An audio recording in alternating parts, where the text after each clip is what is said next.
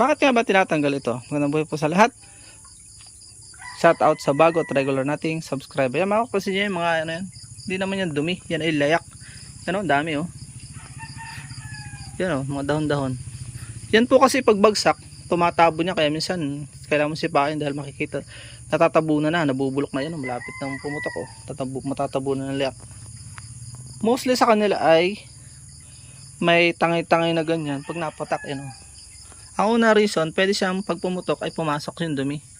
O pag biniyak mo, ipapasok yung dumi na meron na tagla ito. Minsan may lupa pa kasi, minsan wala kasing mga dahon, layak. Ang halaman na natin, malinis, sobrang linis. Kaya po yan ay pwedeng pumasok yung mga dumi na yan. Ito po, yan o. May mga dumi yung lupa-lupa dito. Diba? Pag nabubulok yan, papasok yan dun. At ang una po niyang purpose is, ano? Ikaw ba naman mawiwili bumili pag nakita mo yan, no? Matanggalin mo lang yan. Yung quality ng ating durian ay masisira. Bababa ang presyo niyan dahil sasabihin ng kadiri, ikaw ay may pagka, ano tag dito? May pagka dugyot sa amin, o damang, o yung hygiene o cleanliness ay questionable pagka meron yan. Yun po ang logic niyan. Kaya walis lang naman ang kinakailangan dyan, yung walis na malinis, na putol, yun ang kinagamit dyan. Minsan sinusudsud namin ng mga kahoy-kahoy, siit.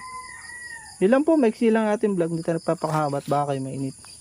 Okay, may natutunan kayo kahit maiksi lang ating video, please.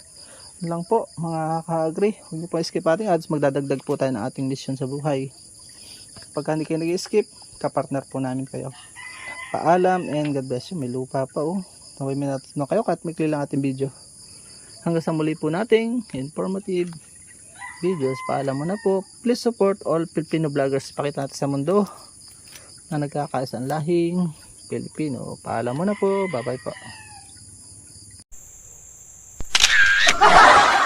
At dyan po nagtatapos ang munti natin vlog. Nawa po kayo nag-enjoy at may natutunan kahit konti mula sa inyong lingkod. Kung mahilig po kayo sa mga ganitong klaseng uploads at bago pa lang po kayo sa aming channel, wag na po kayo mahiyang mag-subscribe at i-hit nyo na po yung bell para updated po kayo sakaling may bago po tayong mga uploads. Magkita-kits po tayo sa susunod po natin mga vlogs. God bless you all. Mabuhay. God bless the Philippines. Bye-bye po muna.